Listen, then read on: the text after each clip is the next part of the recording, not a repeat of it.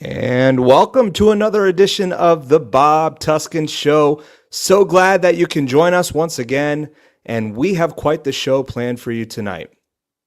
Norway is currently making headlines for turning one of Nikola Tesla's most ambitious dreams into a modern reality.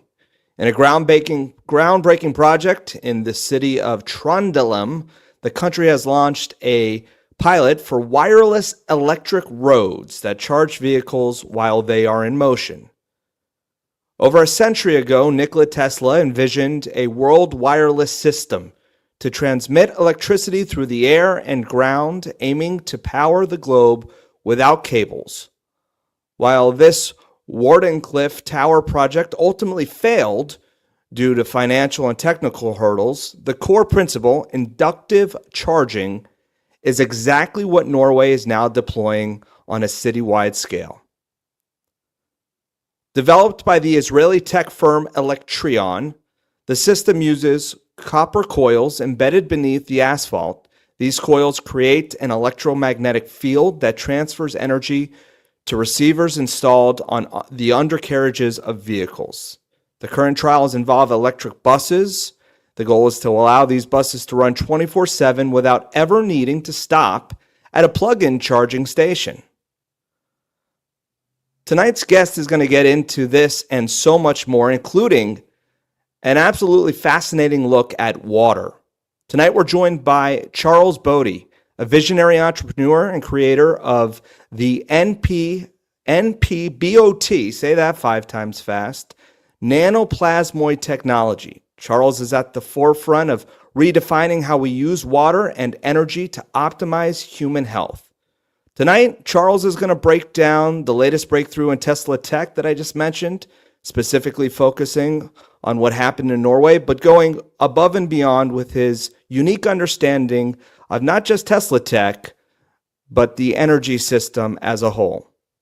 Charlles has developed a next-generation platform that goes beyond the traditional systems.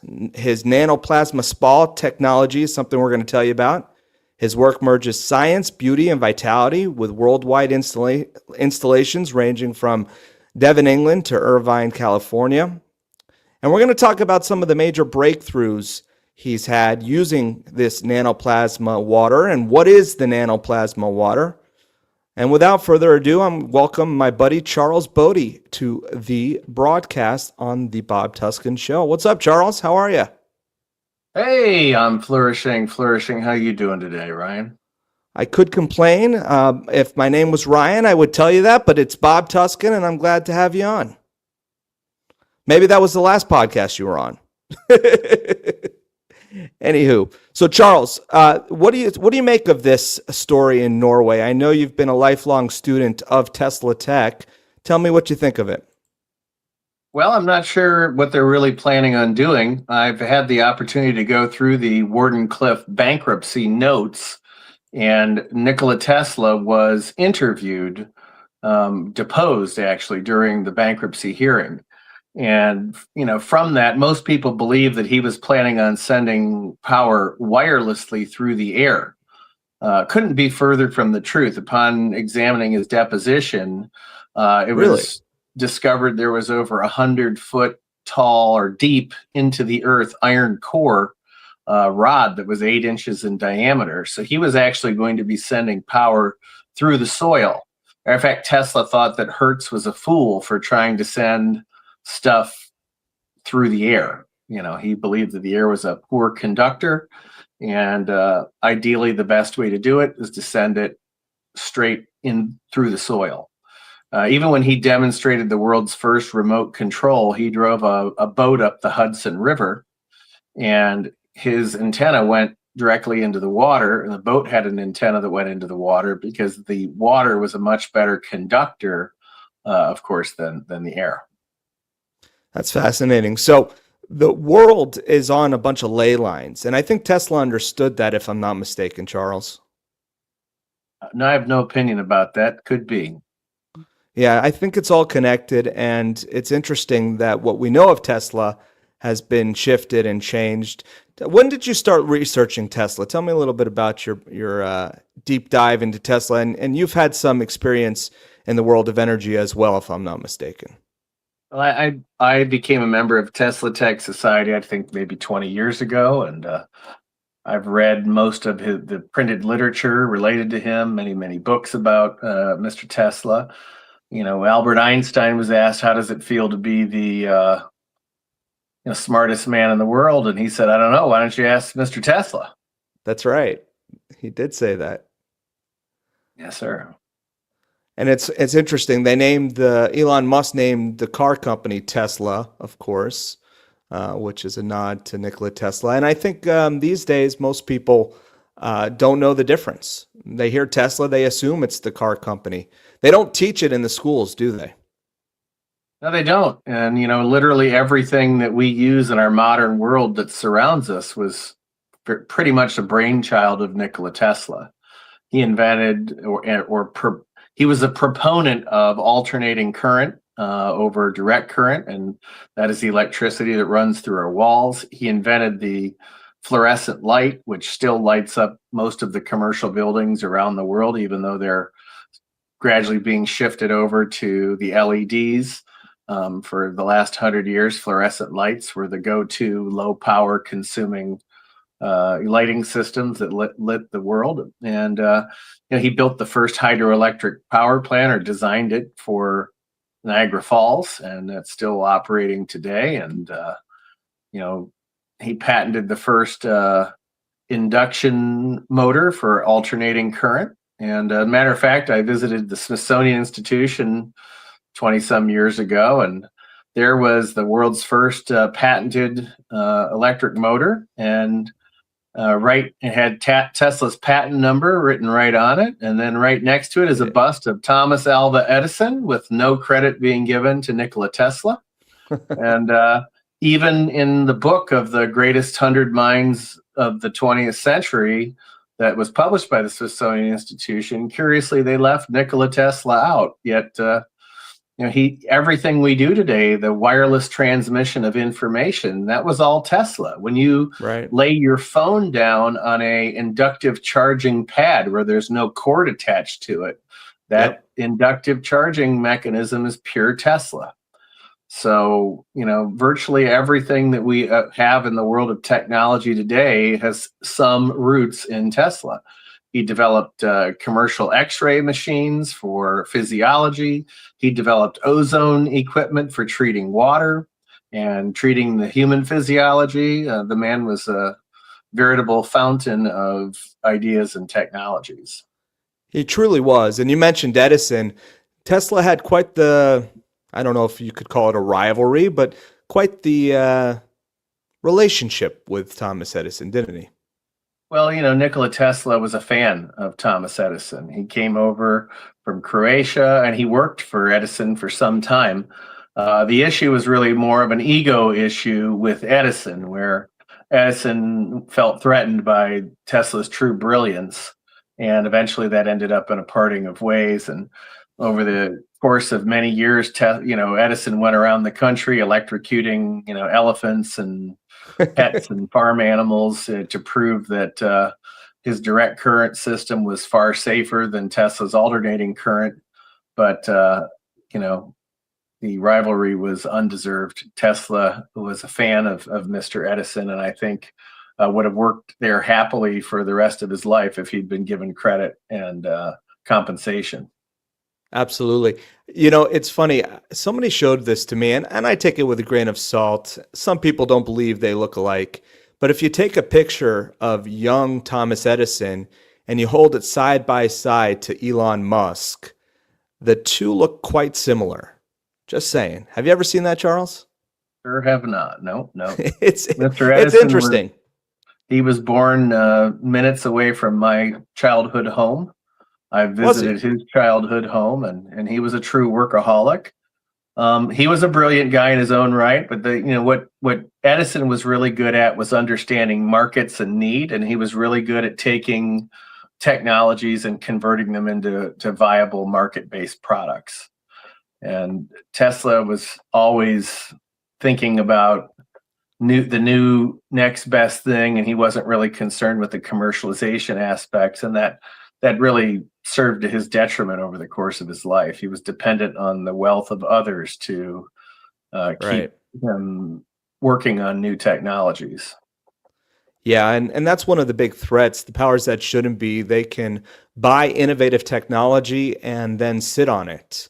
I think there's probably a ton of examples out there of this sort of strategy. And a lot of people associate the name Nikola Tesla with free energy or an over unity energy supply, sort of the holy grail of taking things to the next level. Have you given it any thought? Do you think over unity is out there? It violates the laws of thermodynamics, but yet a lot of people believe that there may be technology that exists on the planet today along those lines. What is your thought on that? I think we've been misled about a variety of topics, and I'm not going to speak to over unity or free energy technologies at length because that's not my area of research. But I can tell you that they do the definition of work involves moving something across an inclined plane. They'll tell you there is no such thing as over unity, yet they will tell you that an electron continues to spin around the center of the atom, the proton or the neutron, indefinitely with no additional power source. So that seems to defy one of Newton's laws. They had to create a fictitious strong nuclear force to make the math work when they observed that. Right. You can have something like a refrigerator magnet stuck on your refrigerator for 20 years holding physical weight. No energy input has been granted, yet it's still sitting there doing work, holding weight opposed to the quote unquote force of gravity. So I think there are a lot of things that we've been told that don't exist. For example, the patent office won't allow you to patent a perpetual motion machine. Yet scientists at MIT built a series of nitinol devices that deal with the memory function of nickel titanium alloy, nitinol. And they've been continuously running for over a decade with no energy input. So I think it's more about how you structure devices rather than violating, Newton's quote unquote laws. It's really about realizing that we live in an open source universe full of abundance, as opposed to relying in the, powers that shouldn't be scarcity mindset mentality that they've allowed to permeate our science and our institutions. And not only that, if you try to patent something that may challenge those norms, we have the National Right. Security Patent Act that allows them to come in, put the patent under national security wraps, and even impress the inventor into service, unpaid service for the government. So I think there are some things that we really need to step back and take a look at and reassess how to do things in a more productive, free, and open way that would be something that was in accordance with the will of our forefathers as opposed to the way that it works today. Yeah, I love all those things that you mentioned. Abundance is such a important part of my work. And of course, in my talk at the Free Your Mind conference that I gave titled Scarcity-Based Mind Control in the Liberation of the Mind, Body, and Spirit, we talk a bit about what we ought to see in our world today as far as having an abundance of technology to be for the betterment of man and not have it suppressed and not have it used in evil ways.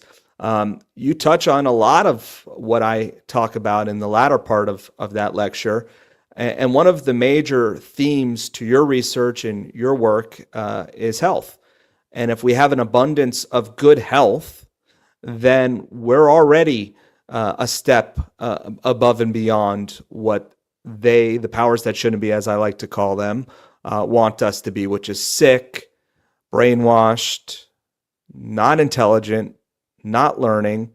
And we're going to get into that because you're an inventor and you've invented an incredible device and technology that has transformed water in a way that's doing an amazing amount of good for people. And I want to do a deep dive into that because water fascinates me. I want to learn more about what is water, what is structured water.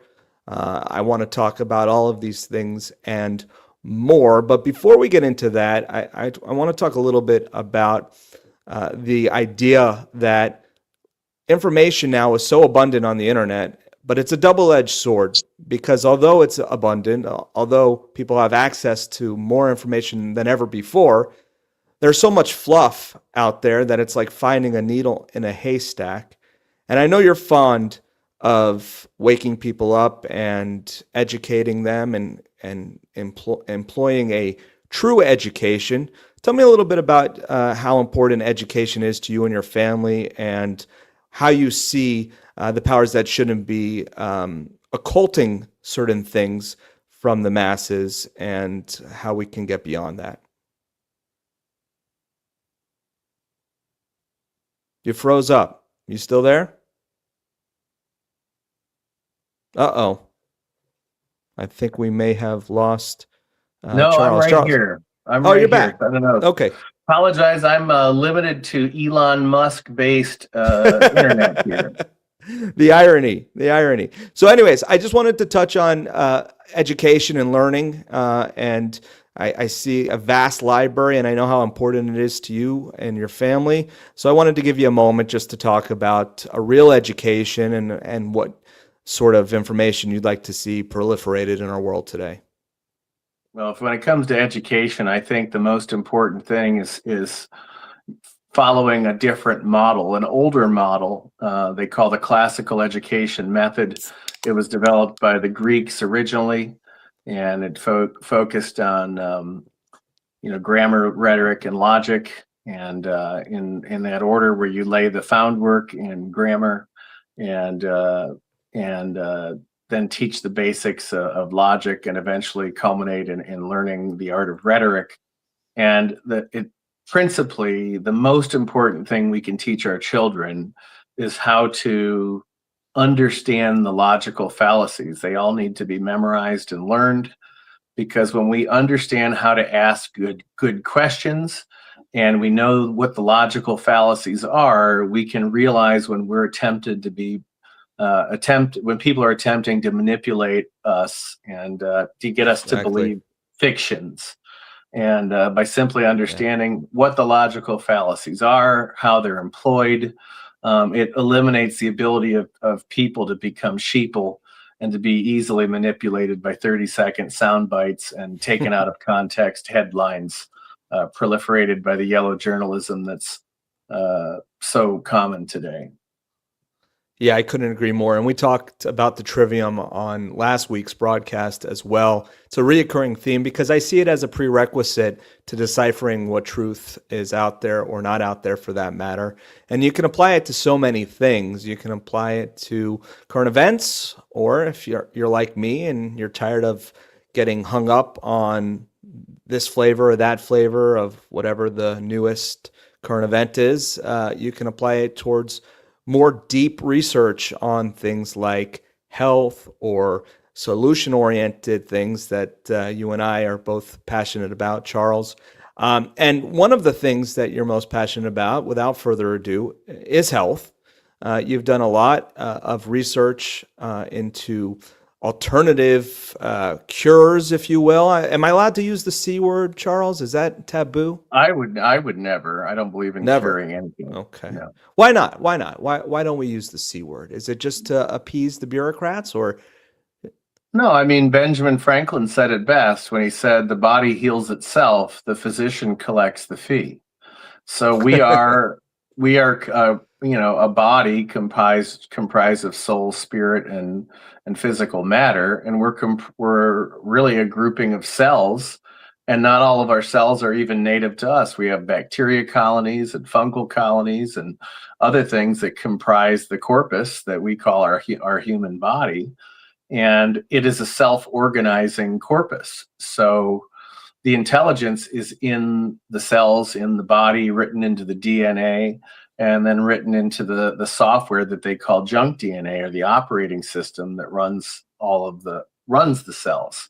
So, to use the term cure implies that an outside force is performing some magical voodoo to effect a change or a cure.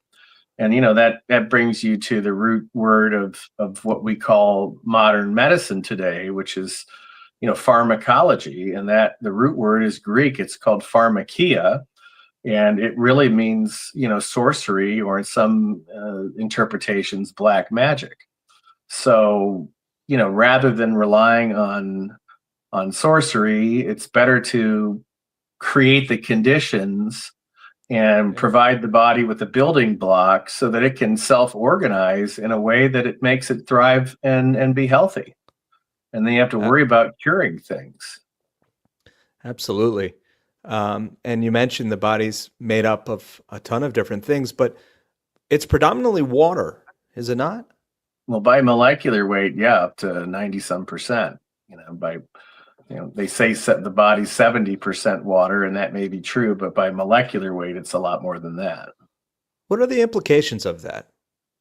Well, water is an anomalous thing. It's according to Professor Bill Tiller of Stanford, who was the former dean of material sciences there, it's a cage-like molecule capable of storing frequencies and information.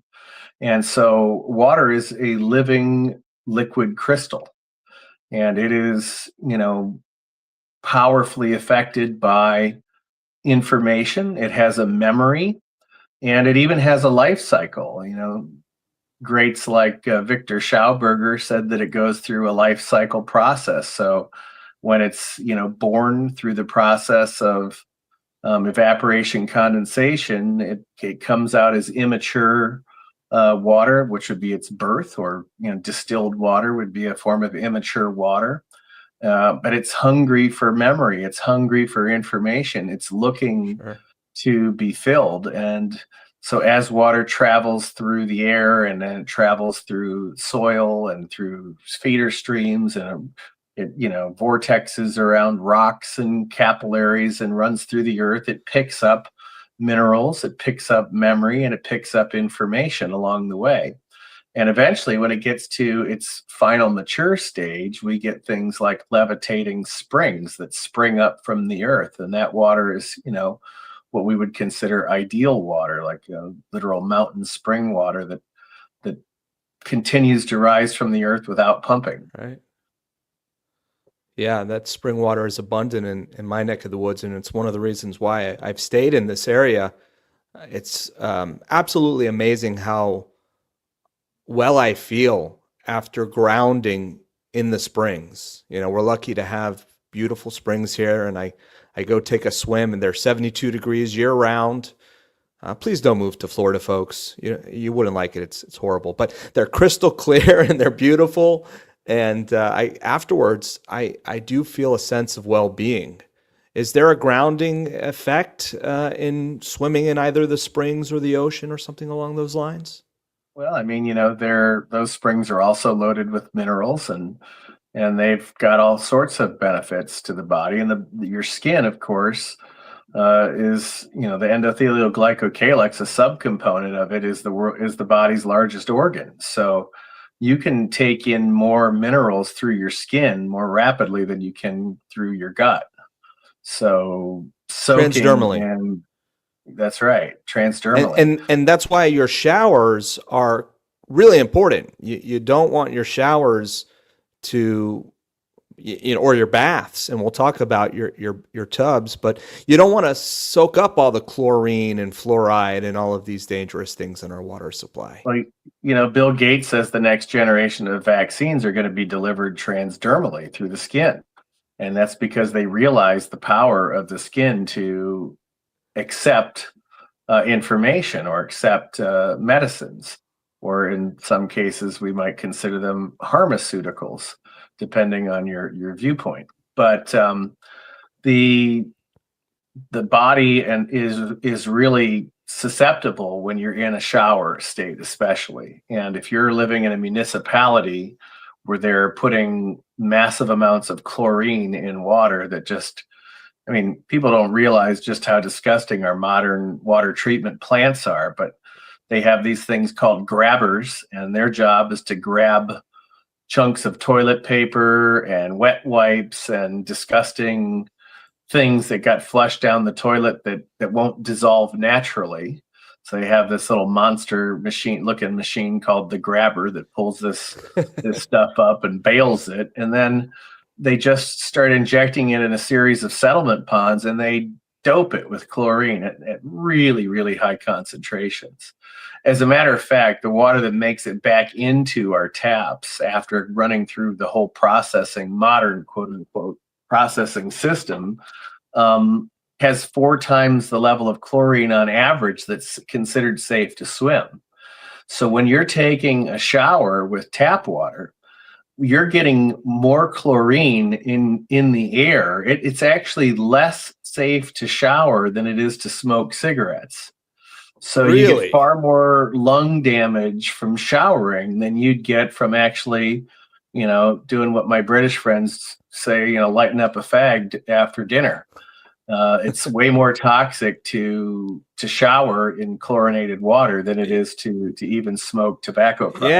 Yeah. They say sitting is the new smoking. Perhaps they should be saying showering is the new smoking. It's worse. Wow. Yeah, definitely worse. That's wild. And you were talking about the water treatment facilities, and I just watched a piece from 60 Minutes. Don't get me wrong, that's not my favorite source of information, but they were talking about how China had access to the computer systems to over 200 small towns throughout the United States, water treatment facilities. That's it's right. interesting. Yeah. Definitely Those right. that control the water control, perhaps. Well, and the thing is, because water is a cage-like molecule capable of storing frequencies and information, we end up, urinating and flushing down the toilets and in our sinks, medicines, SSRIs, allergy medication, Viagra, all sorts of these pharmaceutical companies' products. And what people don't realize is that they synthesize those chemicals from oil. So the quote unquote pharmaceutical drugs are made from petrochemical distillates. So you've got this, toxic chemical distillate that is in the water that's coming from these drugs. And then you have the actual effects, that many of which still remain, and it's retained by the water as memory. So even if you even if you kill the bacteria with chlorine and you filter out the biggest, amounts of the chemicals, you still are leaving the memory of those toxins, bacteria, and pathogens in the water itself, even the memory of the petrochemicals. So there was a physicist in Germany that did an experiment 10 years or so ago where they took contaminated water samples, they filtered it out to ultra pure pharmaceutical grade. That means injectable. Right. And he was able to take that water, run it through his machine, and correctly identify all the pathogens that had been removed and all the contaminants simply from the memory that was left behind, or the energy signatures left behind in the water. And was not given a list of the contaminants ahead of time, but yet his machine correctly identified this. So that's insane. Now I will say that it's still better to do something with your water, though. I mean, for those out there who don't have access to the sorts of technology that you've helped innovate, please do something. I mean, use a Berkey with a fluoride filter. Use something, correct? Well, sure. It's better to filter water than not filter water. Sure. So what are the best options for those that want to figure out how to deal with their water supply? Best options would be to purchase an Energize living water system. But what I think the thing that's missed, most often is the information component. So, water isn't this simple molecule H2O that we've been taught. And using porosity filtration, which is basically a strainer to strain out the impurities, leaves behind the memory. And so any good system really needs to deal with the memory. There are a lot of people, the go-to standard in homes has become reverse osmosis. Well, reverse osmosis water is dead. First of all, it really isn't a filtration technology. Right. It's a concentration technology. So it takes half of the water and it concentrates the toxins from one half into the other half, and that goes down the drain in a house. If you're in the ocean and you're using an RO system, it goes back into the ocean as brine, and it's been proven to have terrible environmental impacts because it's that water that's injected back into the ocean has double the salinity of the water that was purified for drinking. So, but reverse osmosis strips the minerals out of water. And our bodies need a minimum of 72 trace elements to get full genetic expression. And our soils have been stripped for over 100 years. We're only putting 3 minerals back on the soil. And so it becomes vital to make sure we're getting the minerals and the things that we need. Well, when you're taking RO water, you're stripping all the minerals out. It becomes dead. As a matter of fact, they did some early installations in large commercial greenhouses of RO systems, and they found that the plants were more sickly even after being fed this RO water, and they had a tremendous problem with mold, which you don't get out of standard traditional filtration over the RO filtration. But the minerals become really vital, and you need the minerals to affect life-giving properties into water. So the system that I developed, really relies on a different type of filter technology. And I'm not the inventor of the filter. A good friend of mine developed it for medical practices, typically in-house plastic surgeons and oral surgeons that need irrigation water for when they're doing surgery. And they developed a multi-layer pleated filter system that uses electrical charge rather than porosity filtration to selectively remove pathogens. We can take out viruses to 7 nines, that's 99.9999999%. Bacteria to 10 nines, so 99.10, 10 nines afterwards. 99999. Yes. And each 9 is a logarithmic scale, so it's 10 times more than the 9 before that. So when you get to 10 nines purification, that's about as pure as we're capable of getting. And so, but we're leaving, we're taking out the forever chemicals like X and PFAS and fluoride. Sure. We're taking out bad minerals like, radium and cadmium and uranium. We're leaving, we're leaving calcium, we're leaving magnesium, we're leaving trace cobalt and copper, the minerals that our body needs to thrive and survive. And rather than using salt, we use a magnetic field to begin to soften the water and drop the calcium to aragonite. And then we begin vortexing that water past catalyst discs. So the vortexing past the catalyst disc does 2 things. The vortexing begins to erase the memory component of the water. It's sort of like rewriting the hard drive to a blank disk. It's like formatting the disk. The catalysts that we're running it past drop up to 85% of the calcium to aragonite, which is the crystallized version of calcium. Still able to be used by your body, but it doesn't clog the sides of your pipes, and it won't clog the elements in your water heater and your water tanks. So it makes it a softer water without having to use ion exchange or salt systems that make the water. And there's a lot of hard water, right? And a lot of hard water requires those sorts of systems, but this addresses that. I want to do a deeper dive but then the next thing and the last thing, the most important part of the system is the thing that's left out by virtually all water filter companies. And that is to put the memory of life back in the water. Well, that's what I was going to ask. Are you programming the water with certain emotions? We talk about Dr. Emoto and what he saw when he looked at water in a certain way. Are you able to put certain frequencies and certain love and care and all these cool things back and reprogram the water?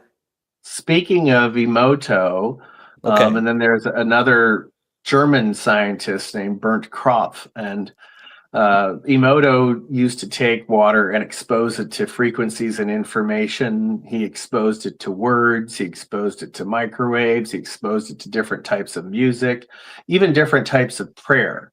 And then he would freeze the water and he would photograph the water crystals as they formed in the freezer. But he was given a lot of criticism by certain of his peers that claimed that he cherry picked the photographs of the crystals that he wanted to represent his beliefs. Now, I don't think that that's true. I've met several people that work directly with Emoto for years and years who say that's absolutely a fantasy. But the German scientist, Mr. Kropf, he was a physicist, and he is a physicist, and he wrote a book called The World in a Drop. So he applied rigorous scientific method to studying, instead of water crystals, dried water droplets. Wow. And he was able to prove beyond a shadow of a doubt all of the things that Emoto had seen. He was able to see in dried water droplets using his methodology. And I have that book behind me on the shelf right here, along with a couple of Emoto's books. But Bernd Kropf did an amazing job of, eliminating the skeptics by applying rigid scientific method testing. And we could talk about how the scientific method is flawed in and of itself, because it fails to take into account the intention of the observer, and that's something that quantum physics has been delving quantum physics. Into. Yeah, it's an absolutely fascinating conversation. We're going to do a deeper dive into consciousness and the observer and this reality with this new reincarnation of the Bob Tuskin show. So all great topics, but back to your technology and your innovation. So just to recap. Imprinting the energy of life back into the water is what we were talking about. And so tell me. We have developed a technique that uses piezoelectric. So as the water is running through our structuring device, it is creating passive electricity through the piezoelectric effect. And it's creating, millions of negative ions as the water travels through, and that provides the power source for us to then imprint the memory of life and minerals back into the water. So we call it a biofield imprinting device, and it's proprietary technology, but it literally imprints the energy of life and living systems back into the water. We've got studies that were done as far away as India, and recent studies that are done on our device by scientists in Czechoslovakia. They've done some work with live blood. They've done work with plants. And, plants are not subject to the placebo effect, at least as far as we know. Yet we've seen 20% to 250% yield increases in everything from row crops to fruits and vegetables. So if the plant's growing 20% more yield, that it's doing something. Yeah, I mean, that could be a major threat. The powers that shouldn't be don't want to see more food grown in more efficient ways, unfortunately. We know that during the Great Depression, for the first time ever in human history, mechanical energy surpassed human labor, allowing us to produce with the resources, particularly in North America, more food than ever before. But rather than proliferate that abundance, they paid farmers to destroy crops, with dairy farmers pouring milk down the drain and farmers deliberately not growing plants. And still to this day, farmers are paid billions of dollars to not grow, and subsidies from the government. So we know it's not a matter of the potential for abundance. It's a matter of the powers that shouldn't be limiting that abundance. Well, if you're talking about farms, let's talk about the even bigger scandal, which is the fact that every farmer goes into debt every spring to buy the seed that they're going to put on the soil to grow the crops. The Monsanto seeds? I'm not picking on any particular, death-oriented cult companies, but right, you don't want to do that. The Bible has a very simple method. It says to keep back 10% of your seed to plant next year's crops. And so the creator that I believe created our universe built in more seeds than we can possibly consume, so that every year, by saving 10%, we have enough to plant next year's crops. But farmers don't do this anymore.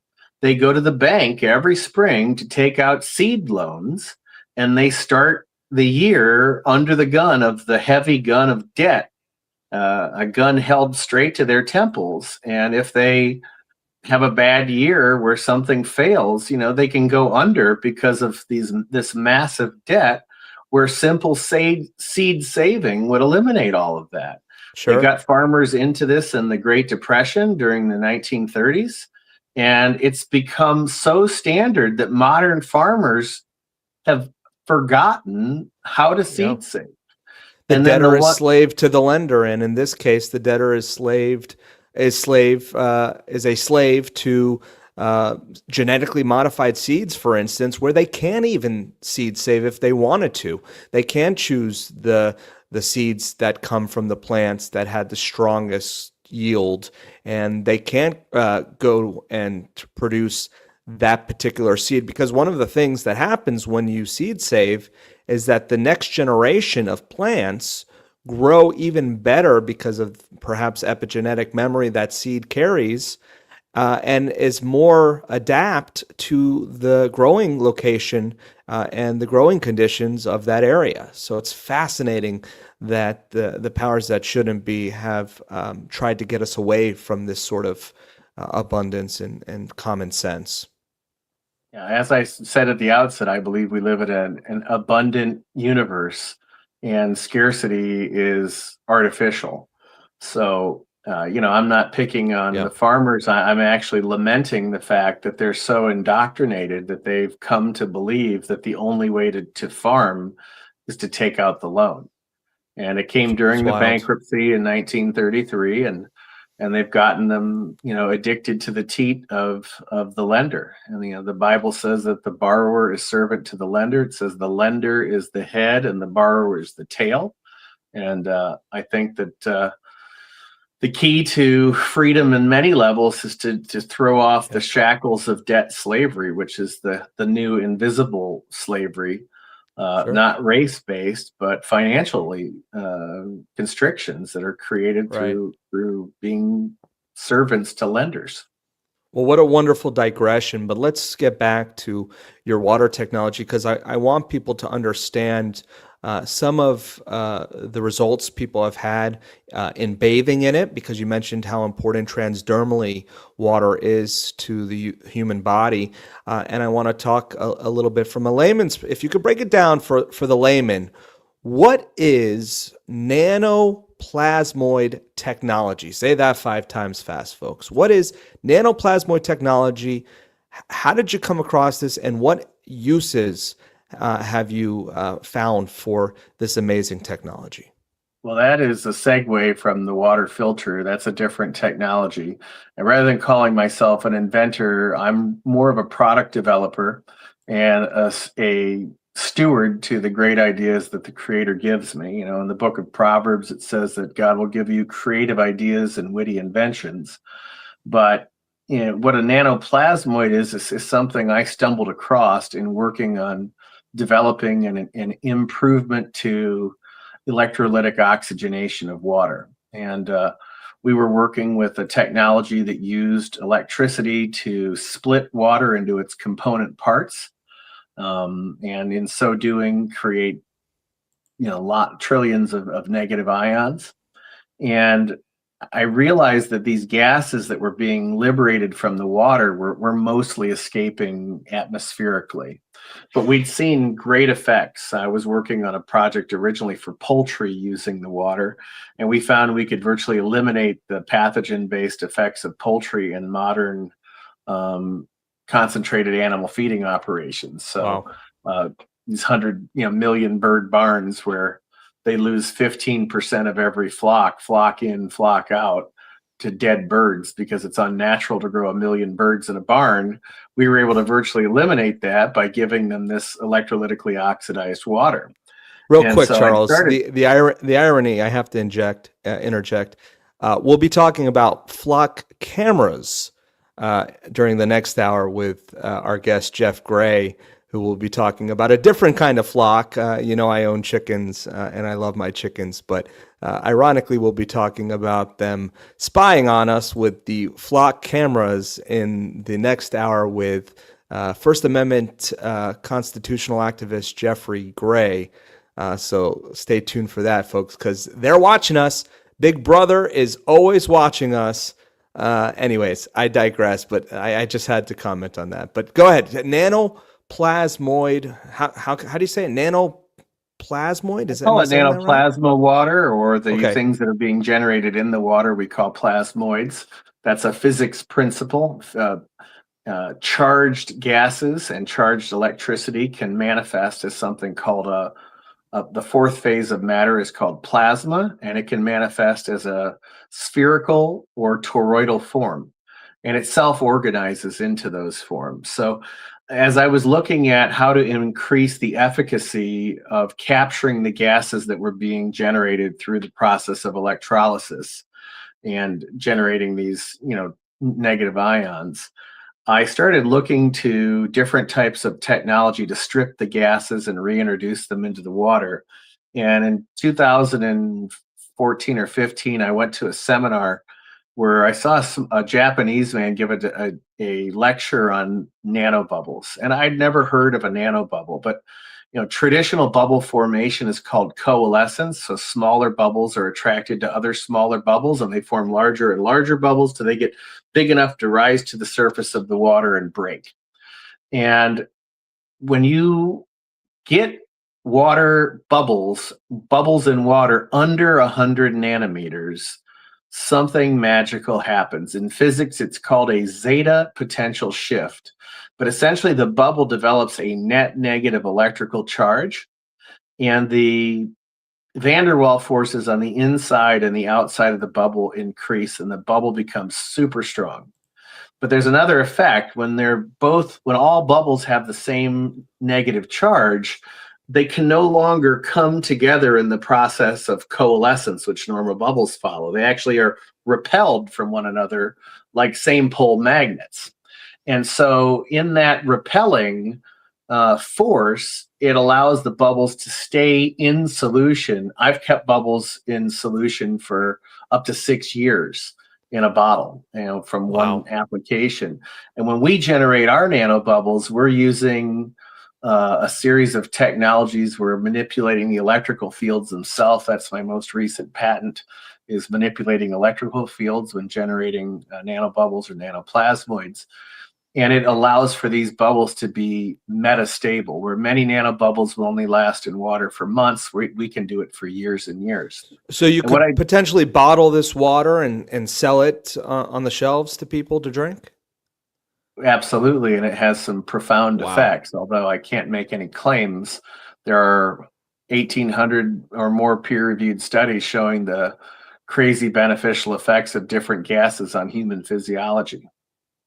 So the effect of the plasma inside the bubble forming a toroid, which is what it does. A toroid, for layman, is just a donut shape. But what happens when these bubbles are formed and they become metastable, it has all sorts of physiological effects. And just in the last 5 years, Cambridge University in England published a study called the nanoarchitecture of the cell. And what they discovered is that our bodies are nanobubble generators. So when we inspire, or go ahead, yeah, that's fascinating. When we breathe in at the alveoli interface in our lung, when we were kids, they taught us, you breathe in oxygen, you breathe out carbon dioxide. Sure. And I thought this was well-settled science. So, I'm reading this Cambridge paper, and the very first thing they said is the least understood aspect of human physiology is what happens at that alveoli, how the oxygen goes in and the carbon dioxide comes out. And they discovered that in the nanoarchitecture of the cell, we're generating O2 and N2 nanobubbles, so oxygen and nitrogen nanobubbles. And then at expiration, when we breathe out, we're generating CO2 nanobubbles that are generated through interstitial foams. and they line the lowest level of our skin, the endothelial glycocalyx, the body's largest organ we referred to just a little bit ago. So our body uses and depends on nanobubbles for all sorts of transport mechanisms, for redox signaling, for communication. And what we discovered is that when you either imbibe them or drink them, or even better, when you're surrounded by them, soaking in a fluid-filled tub or a bathtub, your body now has access to trillions of times more nanobubbles or nanoplasma than it would generate on its own naturally. And it has no way of knowing that these bubbles are exogenously generated. As far as it knows, it generated them, and it just puts them to work. And as I mentioned, I don't believe in curing anything. My technology does nothing to cure. But what it does is it provides conditions that allows that self-organizing effect of the body to begin structural repair. So it taps into the body's natural mechanism to heal itself, to deal with these sorts of toxins. Correct. Interesting. And when people soak in this or drink this water, break down for me what happens and give me some of the results of this one thing that happens, exposure.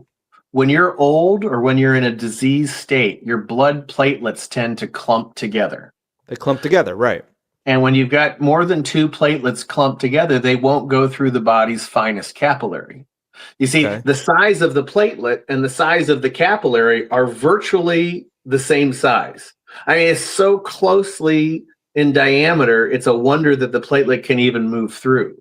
So when you have 2 together, they will no longer go through the capillary.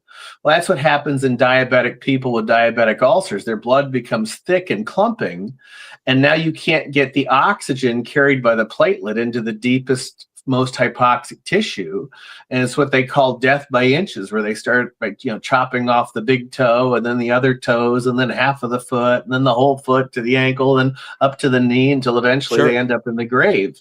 So the nanoplasmoids help to penetrate in a way that when you take oxygen in its charged state, what happens when it goes into the platelet is the platelet retains the charge. And so now all of a sudden these blood platelets that are clumped together, we can watch in real time separate because the negative charge prevents them from clumping. And so, I call my technology NPBOT, which is nanoplasma balneo-oxygen therapy. It's a play on the HBOT or hyperbaric oxygen therapy. But what it's really allowing the body to do is to get oxygen to the deepest, most hypoxic tissue. One of those mechanisms is charge. Another one is actually the hydrogen. So people don't realize the powerful effect that hydrogen has in the body. As the lightest element and in the most powerful antioxidant, it's also incredibly capable of tissue inflammation reduction. So when your body is in an inflamed state, and in all disease states, virtually, there's some level of inflammation. The inflammation can seal off the intracellular oxygen pathways.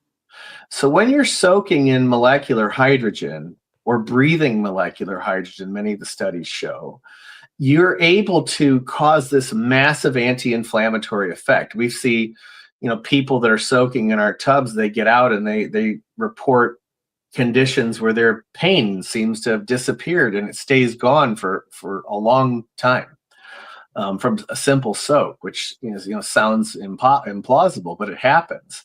And what that does is it opens up those intracellular oxygen pathways and it allows us to get oxygen delivery to the deepest, most hypoxic tissue, far more than you can get out of a simple hyperbaric chamber, which relies on just oxygen and pressure. And it's actually the secondary gas, hydrogen gas, even for the mitochondrial function. For oxygen to go into the mitochondria, there has to be a certain amount of molecular hydrogen on the cell membrane or the oxygen can't be used. And for those that are forgetting, the mitochondria is the powerhouse of the cell. It's It's at the essence of the It's foundation of where all health. of our energy is made at the cellular Right. level. It's the ATP cycle. Cancer cells are cells where that mitochondrial ATP function has been hijacked into one of fermentation. Exactly. Um, so, when we're dealing with correcting the ATP cycle, it can have many downstream cascade of effects. And again, this is all due to the body's self-organizing. It has nothing to do with my fluid. It has everything to do with the body being put into a state where it can heal itself. Like Ben Franklin said, the It's a physician beautiful thing. collects the fee, the body heals itself. That's an amazing take on this, and I think that's one that the pharmaceutical complex would not like to hear, but nonetheless, it's true. And You this know, water it's also becomes structured. So it's, the water inside yeah. the What does cells. that mean? What does structured water mean? When I hear that term a lot, I think often people It, listening it's do as well. What does that mean? it's a terrible misnomer that can mean a bunch of different things depending on the people that are using the term. But in practical terms, what I'll say is that Dr. Gilbert Ling did a bunch of research on intracellular water. And he discovered that the water inside the cells is substantially different from typical water. That work was then carried on by Professor Gerald Pollack, who proved that water that passes through a series of tubules or microtubules um, develops a different structure. It becomes denser, and he called it easy water, or the fourth phase of water. But it is water that more closely resembles the water inside the cells than the water outside the cells. And so, that's another benefit of soaking in a bathtub full of this structured type water Right. is you're able to drag the gases into places where the capillaries won't go. So joint capsules and cartilage and other tissues that aren't supplied by the blood itself end up being able to have this payload of gases delivered through the mechanism of hydration. So for certain conditions, getting the gases there is very difficult because there's no capillary blood flow. But you can't hide from the mechanism of hydration. We find And you've people that get in the tub, they may, in the first time they get in, they'll become pruny in 5 minutes, like they were soaking in a regular bathtub for an hour.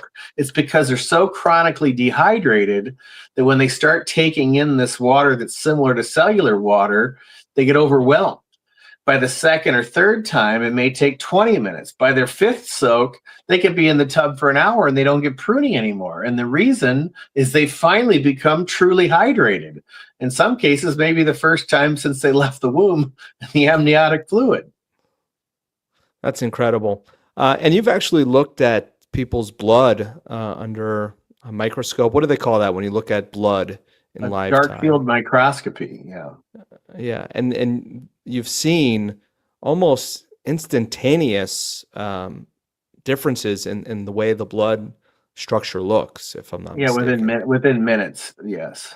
It's fascinating stuff. Now, these tubs, utilizing your nanoplasmoid technology, this isn't something that people can get yet, is it? This isn't available to the general Oh public, is yeah, it it? is. We have more tubs in wealthy Really? people's homes than we have in clinics. Although we have quite a few people that are putting them in biohacking clinics, medical facilities, and other Really? gyms and things like that. Matter of fact, we're So, just coming out with a new underwater treadmill that has the nanoplasma well, water that's cool. system, so you can work out in these gases. That's cool. We So, had a but this is not just for the elite, though. What's your vision? You want to see this where people can go to their neighborhood holistic practitioner or whomever and soak in the tubs and have access to this water? Is that your vision? Well, sure. I'd like it to be on every shelf for people to be able to drink. Yeah, that'd be great. and maybe an at-home unit that people can start to install. Those reverse osmosis systems aren't cheap, and they don't do much, as we discussed earlier. All right, so this spa technology is out there. It's in a number of places already, and people can get access to this. So if they have a holistic health practice, or they want to recommend it to their local biohacking community, this is something that people can get right now as we speak. Yeah, nanohydrotherapy.com is a website. The Okay. water filters are at energizelivingwater.com. And All if right, you want to or put they can just reach out to me. I'll put them in touch with you. just say you can put in Bob Tuskin, and we'll give you some kind of a good discount on anything. No, don't give them a discount. Don't give them a discount. We gotta. Come on, I like you too much to not do that. All right. Well, contact me if you want to get in touch with my buddy Charles here. As you can tell, he's a wealth of information, and this water stuff is absolutely fascinating. The Bob Tuskin Show at gmail.com is my email. Of course, you can find me on all of the social media platforms, Bob Tuskin. Charles, we're going to have to do this again. Any final thoughts before we let you go? It's been a fascinating look at a number of different things, but I'm curious to hear any final thoughts you might have, and what maybe we can cover next time. A real big contamination problem for people, and that's their swimming pool. So because I do live here in Florida, there are so many pool homes, and most people are swimming in a toxic soup, which is also really, really harmful. Your swimming pool might look crystal clear and beautiful, but it's hiding hidden toxic chemicals, chloramines, trihalomethanes, disinfection byproducts, and chlorine itself. And we developed a way to make your swimming pool chemical free as well. So all of these things are things we can talk about anytime you'd like. Awesome. We'll do it again, Charles. It's been fascinating. Thanks for coming on the Bob Tuskin Show. Thank you. You have a blessed day. Take care, buddy. All right. That was Charlles Bohdy, and what a great wealth of information he has. I'm lucky to call him a friend and have him nearby, and we've collaborated a lot behind the scenes on a number of projects, and look forward to sharing more with you in the future. Okay, without further ado, let me start to get into our next guest. Our next guest on the Bob Tuskin Show is the legend, Jeff Gray.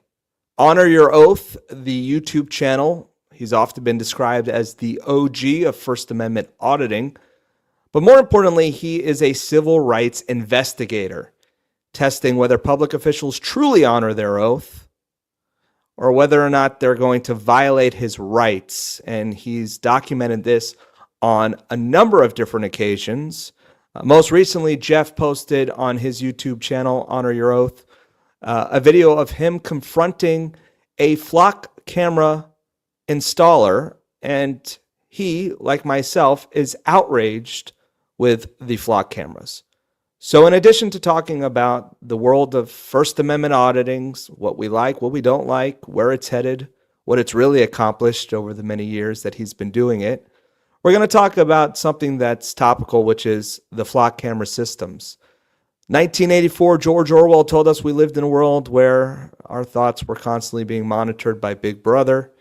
We've known for some time, since 9/11 and the Patriot Act, that privacy is not what it used to be. And although you have no expectation of privacy going out in public, these flock cameras are leading to false convictions, false arrest. They're leading to a whole cornucopia of issues, and they're being abused in so many different ways. The flock safety uses AI-powered cameras to create vehicle fingerprints, capturing license plates, cars, makes and model, color, unique features like the roof racks. These cameras, networked across thousands of cities, are allowing law enforcement to track vehicles in real time. Unlike traditional CCTV, Flock creates a searchable database of innocent people's movements. Activists argue this enables the government to reconstruct a person's private life, visit doctors, churches, or protests without a warrant. While sold as a tool for violent crime, the system is increasingly using is increasingly used for low-level offenses, immigration enforcement, or tracking individuals seeking health care in restrictive states. And without further ado, I want to bring on my good friend and colleague, Jeff Gray, to the Bob Tuskin Show. Jeff, how are you, my I'm friend? on the I'm on the radio, baby. Right when we go You live, sure you start are. calling my name. I'm sorry, Bob. Right when you came on, I love that. If it wasn't your wife or kids, it would have been mine. It's always how it goes. I What was a like, great as soon as you introduction. say, "Here's Jeff Gray," hey Jeff. I love it, my friend. I love it. Yeah, Jeff, how are you? I'm good. I'm sorry about my avatar. I don't know how to get it the right way there. It doesn't matter. I have a lovely little picture of us that I made before the show so people can see your beautiful face here. And you're often behind the camera with your First Amendment audits, but these days you've been more commonly in front of the camera with a cardboard sign that says, "God bless the homeless veterans." And before we get into flock cameras, and we'll do a deep dive into that, tell me about how that came about, because that's become your signature. Not only freedom of speech, but freedom of religion, mentioning God, and freedom of assembly, holding a sign, and standing up for a cause you believe in and you actually actively contribute to. Yeah, thanks. And I just want to let everybody know that's listening to us that Bob and I go pretty far back. I don't know if we've ever met in person, but we've known each other over the phone and over the internet for quite a long time. You worked for Photography is Not a Crime with Penac, didn't you? Didn't you write a couple of stories about me with Penac? I did. I wrote articles back in the day, and we helped get the word out. And way back when it was just this emerging passion of yours, we were exposing the fact that officials didn't like to be recorded, and it sure has evolved since then. Now these First Amendment audits have become very popular on the internet. Yeah, there's I don't even know how many there are out there now, of all different styles and varieties, and I think overall that's a good thing. I think it's a very good thing. I think so as well. So, when did you start holding up the cardboard sign that you describe as a mirror, showing what's in people's heart, as you like to say? Yeah, the the cardboard sign that has God bless homeless veterans written on it, and I like to refer to it also as my magic cardboard mirror, which reflects what's in people's hearts. Just holding it up to society. I started that about 5 years ago, and I was inspired. I met a friend of mine.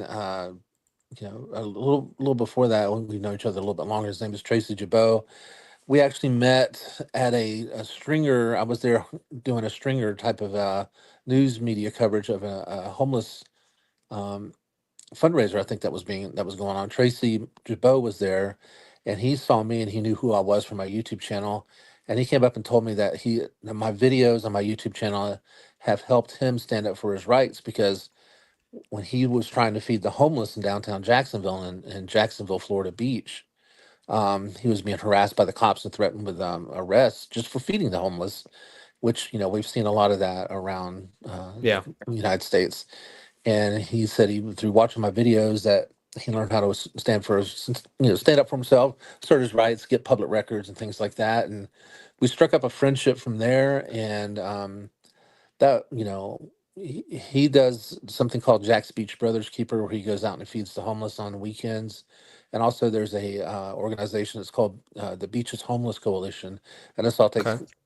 takes place out on Jacksonville Beach.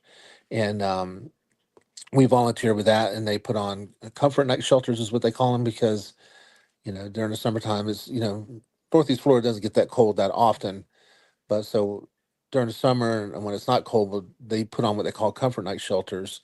And then just recently, there's a couple times this year already in 2026, we've done uh, 6 nights of cold night shelters that we've volunteered Yeah. for.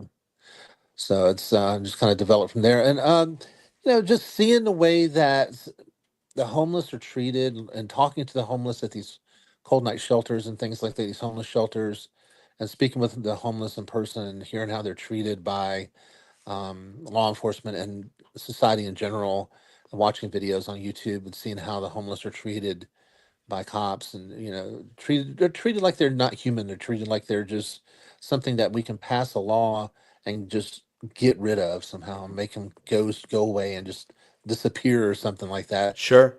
And if we can't, and in the United States, if you can't ask somebody for help, then do we just don't have free speech? And that's just all But there is but to Je- it. but Jeff, it's panhandling, right? It's not Right, free speech. right, That's what they want you to think, and right. you've challenged that both with various suits, and you actually put your word where your mouth is, and you've taken on this and shown, okay, panhandling's not free speech. Well, officer, can I have some money?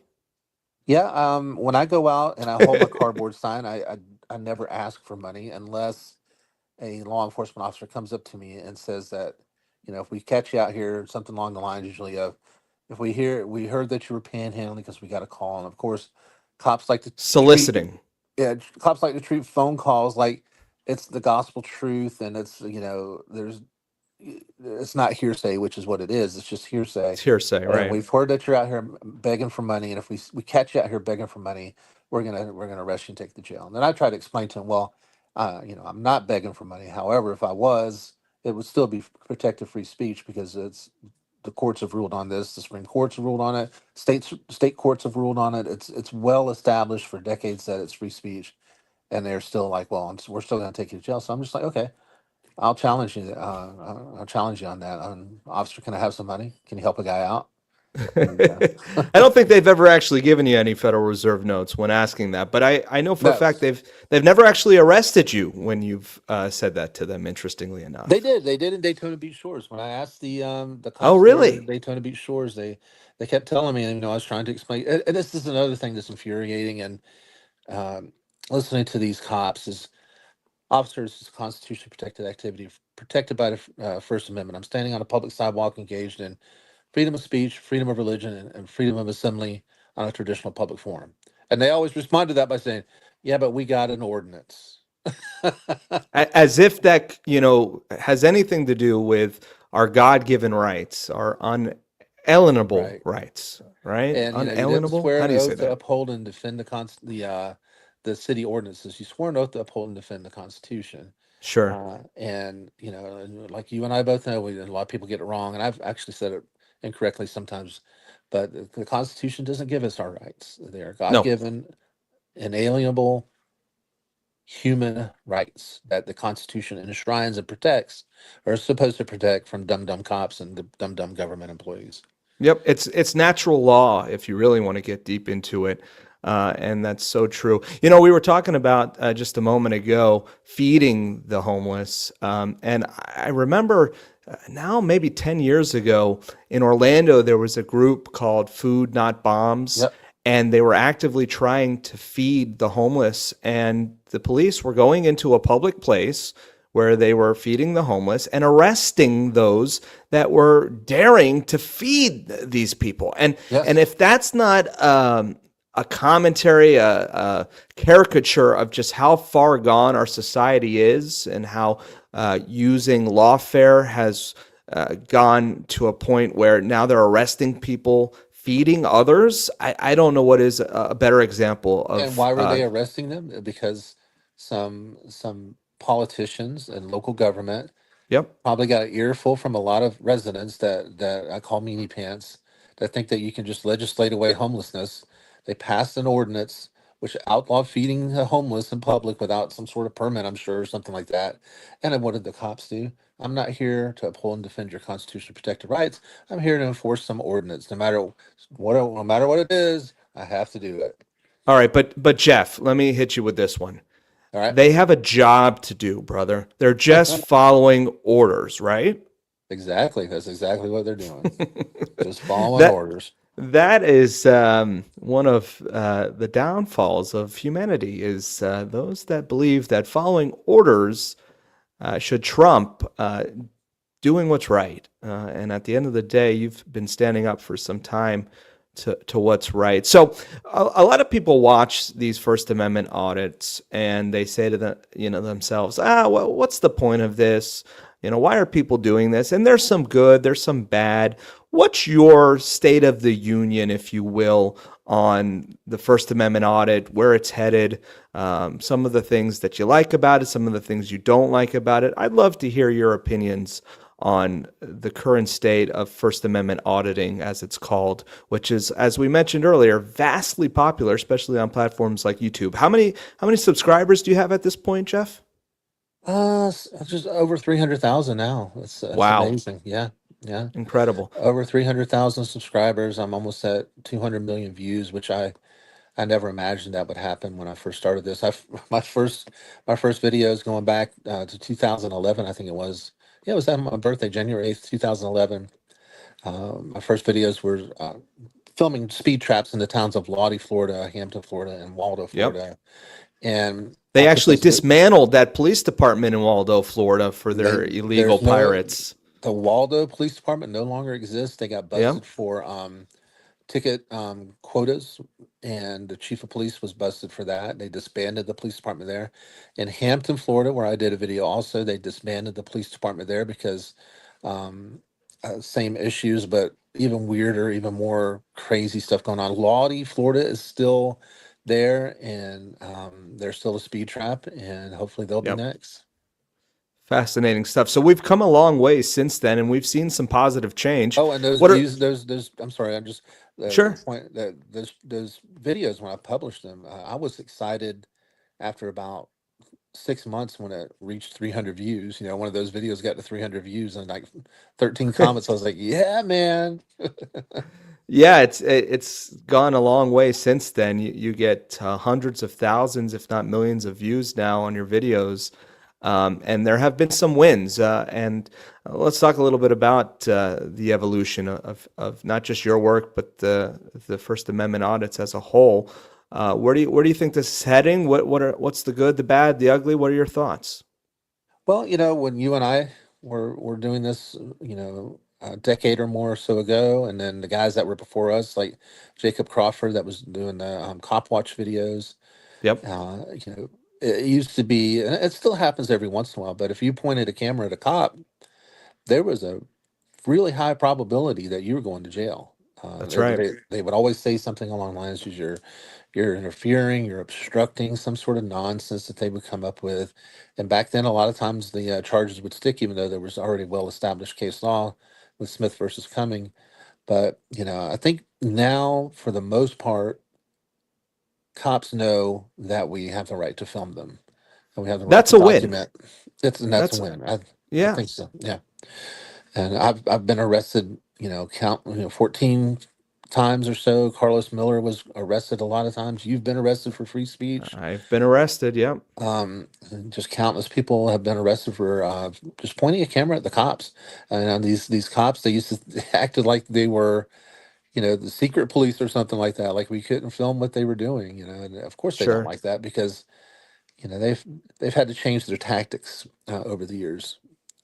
So now it's less of the police saying, "Hey, you can't film me," and it's become more of the general public and government officials not realizing that we have a First Amendment right. And a lot of folks that are doing this sort of activism want to talk about exercising those rights and not losing those muscles, if you will. How important is exercising our rights? Well, I think it's very important, and I think that for example, with the cardboard sign that I hold up that has the message "God bless homeless veterans" on it. Right. I mean, you can't think of a more, or I'm sure I can't say you can't, but I can't really think of a more benevolent a message that the majority of Americans would agree with is, pray for our homeless vets. God bless our homeless vets. But still, when you go out there when I go out there and I hold my sign, I have to tell my wife what time I'm getting out there, what time she can expect me to call her. And if you don't hear from me by this time, I'm probably in jail. I'm in this county. I'll most likely be in this jail. It says a lot. This is nothing new. This is a well established right. Uh, the most cherished Sure. right that we have is going out in public and speaking our mind and saying what we want. And even with a benevolent message like that, there's still really a lot of pushback from it. And I'm sorry, I forgot what was the Well, question again?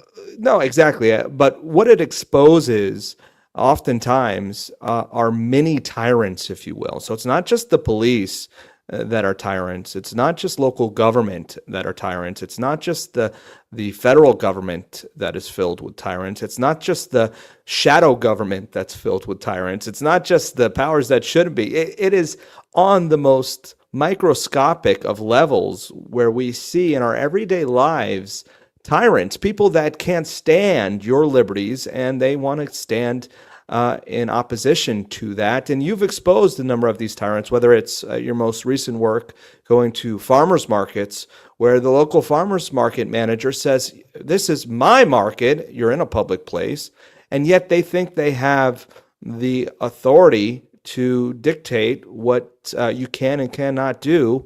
And they're trying to come up and be in direct opposition of your God-given rights. Yeah, it's troubling that no matter how small a position of power that somebody has been given, it's just kind of human nature to abuse that. Whether it's the just a park ranger in a public park, getting me trespassed out of the park for saying "God bless Tom's vets," or a farmers market manager who thinks for some reason that just because they have a farmers market there, that suddenly all of a sudden they own the public park and they can completely control with dictatorial authority what happens in the public park. It's just it's pretty troubling how human nature is overall. Or even a security guard or somebody that's a homeowners association, if they see something they don't like, that it's just kind of become the American pastime to call the cops. And what are you calling the cops for? Because you're not doing what I'm asking you to do. And it's like, Yeah. think about what you're saying. You're calling the cops because I'm politely declining to do what you're telling me to do. Another two grown men, two adults, or two, adults, and So you're going to call because the you're not cops. doing what I'm telling you to do, I'm going to threaten you with armed men that could potentially shoot you and use violence towards you or put you in a cage. Yeah. And this is the sort of micro tyranny that I'm talking about. I faced this with a neighbor of mine. I was dealing with a neighbor who didn't like my Second Amendment rights, and I posted that encounter on my YouTube channel, where law enforcement actually stood up for our rights. And I would like to think that the sheriff's office, if led correctly, is that final check in our system of checks and balances to stand up for their oath to the Constitution. And a good constitutional sheriff will tell you that their job is to protect our rights, even if the federal government is tyrannical and trying to impose itself. A good Hmm. local sheriff, if they're constitutional, will say, "Heck no, get out." Yeah, I agree. I agree. That's supposed to be their job. You know. A lot of people think you're in opposition to law enforcement, and you're not necessarily. But you certainly are exposing what needs to be exposed. And now it's funny. I watch your videos, Jeff, and just today you released the body cam footage of one of your encounters. And the law enforcement officer was talking about, "Oh yeah, that's Jeff Gray. We know him. He's cool. He's. I've always had good interactions with him." And so now you've got a reputation where it seems that to a certain extent those guys actually do respect you, which is pretty cool. Yeah, I do believe they respect what I do. I do believe that they know enough to know that I don't break the law, that I don't do anything illegal. Um, Right. so they know not to, for lack of a better way of saying it, not to mess with me. However, if you also in the video that I released today that you're talking about, the cop was telling the people that had called the police on me for standing on a public sidewalk holding a sign that says "God bless homeless veterans," that the only reason he does this is the only reason he does this is to try to sue us. He wants a lawsuit, and that's the only reason he does it. He just wants a lawsuit, and that's a little bit frustrating to hear too. That even still to this day, there's a lot of cops that Sure. say that, and it's not just it was there was another body cam video just I put out a few days ago. That another cop saying the same. All he does is he wants a lawsuit. He wants a lawsuit, and that's frustrating. It's sad that it's hard to figure out if they really believe that or if they know better. and they just say that to people. It's hard to tell which one that is, but Yeah, um, the other thing they like to say when they think we're not watching, and now with body cam footage, we get to capture a lot of this. our But they body like to cam's say, awesome.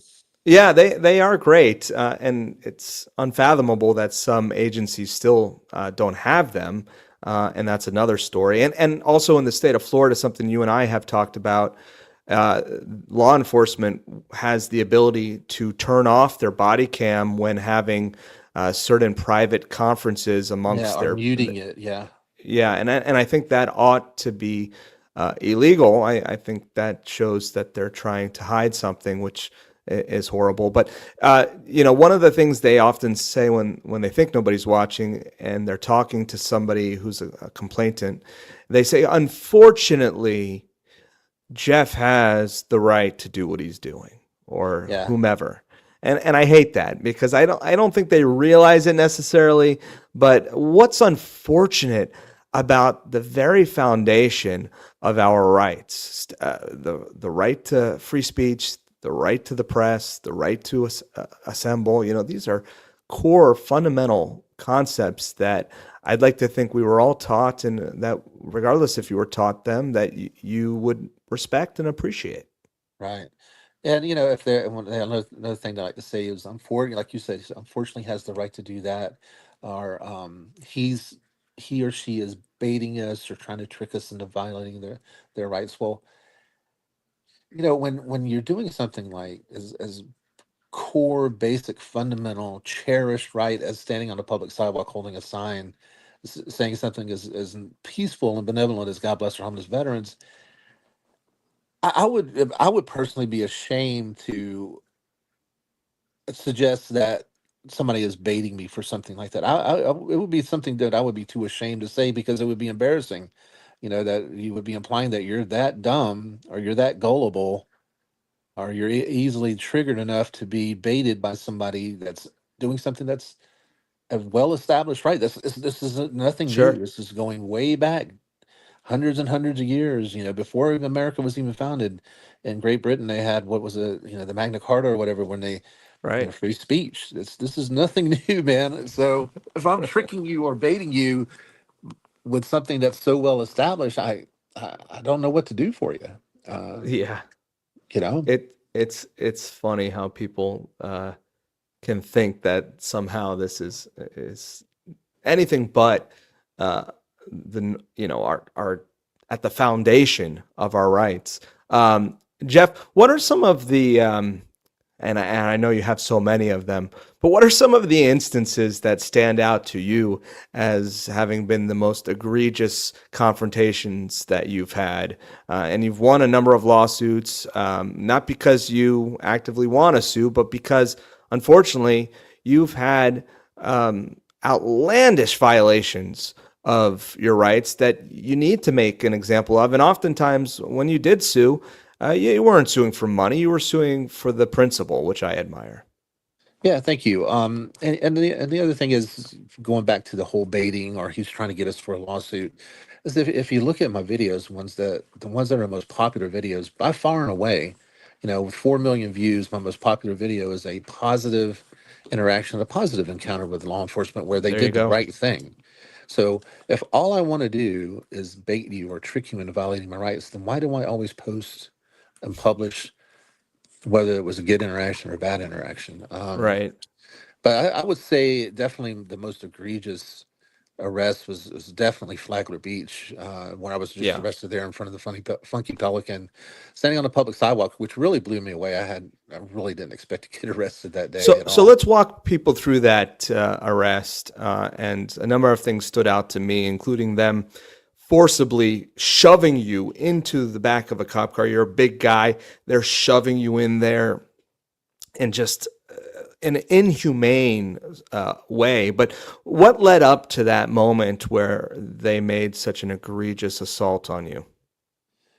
Well, I was doing what I always do. I'm standing out on a public sidewalk at a busy crosswalk where there was a lot of foot traffic as well as vehicular traffic, which gave me the opportunity to spread the message of God bless homeless veterans to as many people as I possibly could.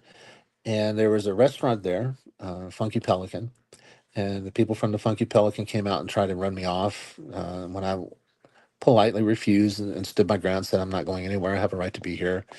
They called the police on me, and two officers showed up. A younger guy, a rookie, Officer Luttrell. He showed up first, and he actually went inside and talked to him. And if you watch the body cam video, you can hear him say he's not breaking any laws, he's not doing anything wrong, so we really can't do anything about it. And then he comes back out to talk to me just to try to ask me if I would just go somewhere else. I can't tell you to go somewhere else. But then his sergeant shows up, Sergeant Yelvington, and just immediately escalates the situation and threatens me with arrest and says, I can trespass you from a sidewalk. We do it all the time. And when I stood my ground and said I'm not leaving, they arrested me. And it was the reason it was so egregious was quite a few things. Is that Sergeant Yelvington was a real jackass. He had a lot of real bad attitude. Of course, it was a violation of my rights. They threw my sign away, my cardboard sign. Sergeant Yelvington just took it and threw it in the trash. Uh, the way they unnecessarily, Sergeant Yelvington shoved me into the back of the car, bending my neck over, hurting my shoulder and my neck. And they charged me with a felony. Here you Right. have free speech on the public sidewalk uh, being converted into a felony. Yeah. Yeah, It and was then when you get to the jail, that they actually took because a lot of times when I get arrested, I get released before I actually go to the jail because somebody calls them and says, "Hey, you just screwed up." But this time I actually went. They took me to the Flagler County Jail, and I had to be strip searched. I had to do the whole thing. I had to bend over and cough, and let some strange dude, look up my butt, and very, very humiliating. Very just a horrible way to be treated, guilty until you prove yourself innocent. Only for them the very next day, basically to drop all the charges against me. So that was definitely the sure. worst one.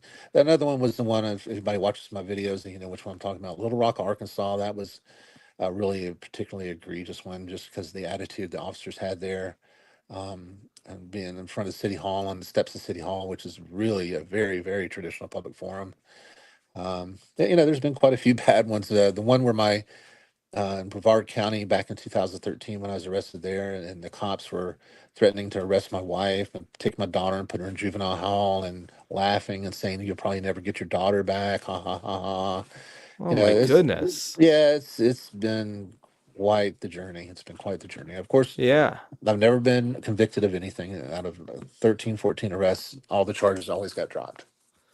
Fascinating, having been arrested that many times, and I'm in the same boat. The times that I've been arrested for free speech and my activism, they're always dropped, but nonetheless, you still do suffer quite a bit, and that dehumanizing experience that you went through is inexcusable.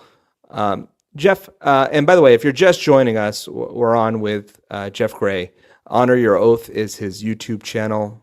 The man really needs no introduction, but nonetheless, he is with us tonight on the Bob Tuskin Show to talk about a number of things. And we're going to get to the flock cameras because it's a fascinating look at this Orwellian state that we're living in. And Jeff recently published a video about the flock cameras being installed in his neck of the woods.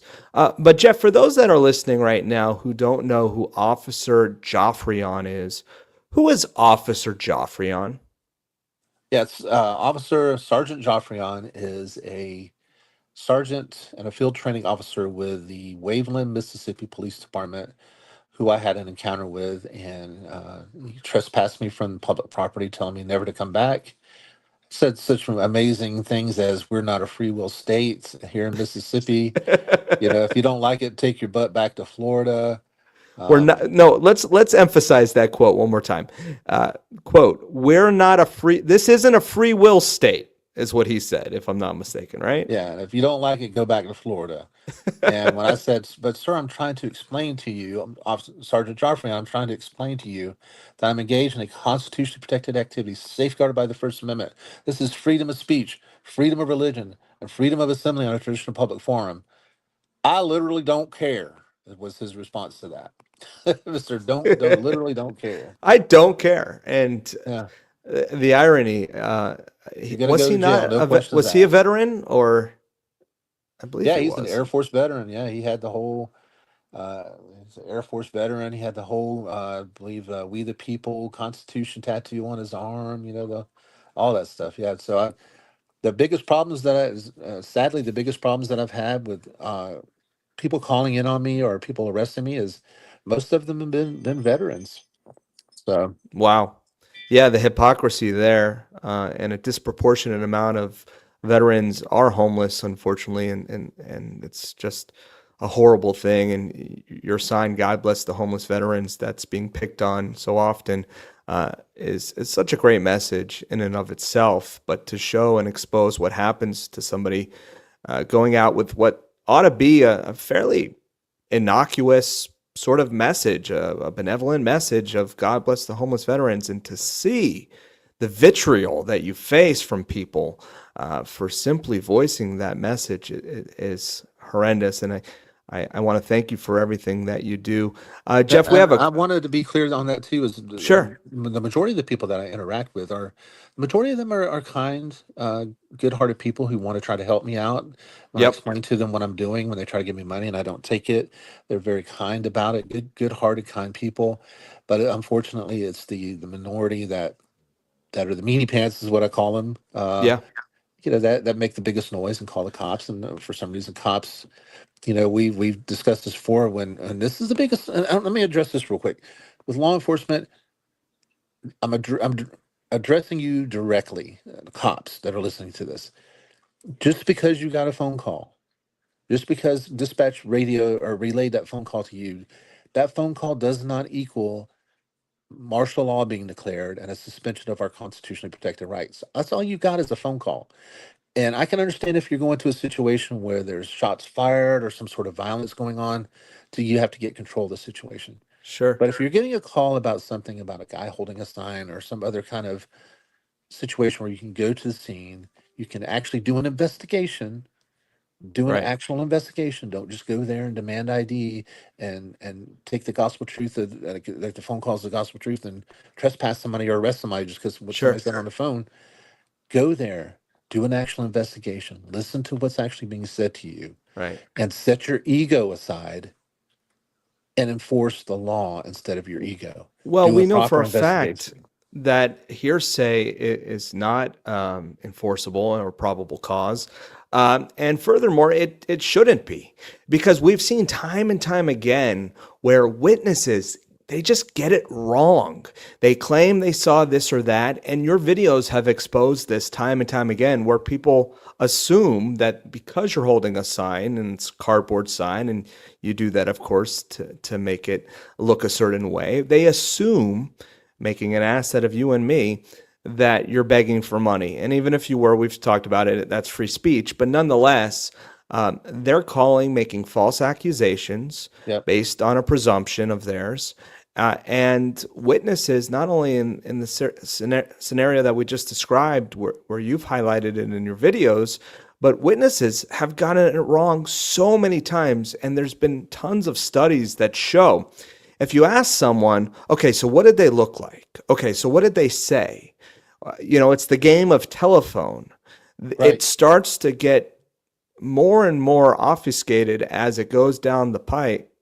And it certainly is a good testament of just how important a proper investigation, using critical thinking, using true research, and I guess in the case of law enforcement, detective work, it shows how important it is, because oftentimes people do get it wrong. They don't get it right. Right. They're mistaken. They're confused, or And so it, on and and it so and by forth. the time it gets to the actual law enforcement officer, it's like third party hearsay. I guess I would say, because you've Right. got the caller.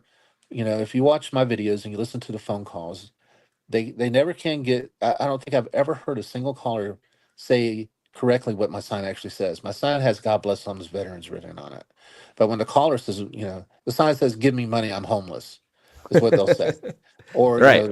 by the time it gets to cop, for like example, when I was arrested in Mount Dora, the librarian that called said that they didn't want me trespassed, they didn't want me arrested or anything like that. They just wanted the police to come here and explain to me why I can't stand on a public sidewalk and hold a sign.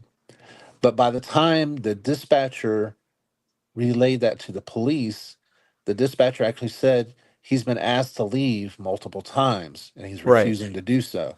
Was never So, said, but yet in correctly. the game of Correct. telephone, it continues to get slanted, and it's often Yep. exposing the bias of either the dispatcher or the officer or the caller or the person that told the person to call. Because sometimes it's not even the caller. Sometimes it's, hey, Sheila, do me a favor. Call the cops on that guy outside holding the sign. Now Sheila's on the phone saying, yeah, I'm calling the cops because my coworker told me to call you. Uh-huh. Yeah, this guy's doing this or that. So now you got 4 layers of bias and hearsay that gets changed as it goes on and on and on. Interesting Right. Right. stuff.